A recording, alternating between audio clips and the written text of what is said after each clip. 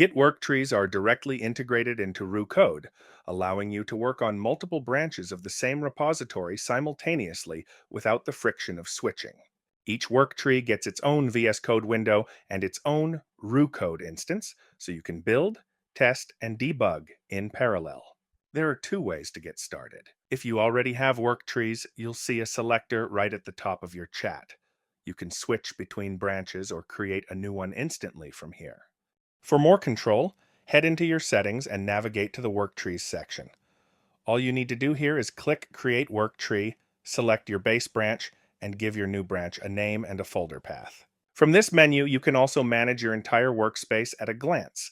You can switch to an existing worktree in a new window, delete the ones you no longer need, or toggle the home screen selector on and off to keep your interface clean.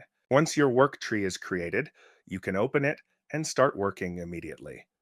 Using Git Worktrees with Roo Code is a much more efficient way to let AI handle your parallel development without ever losing your place.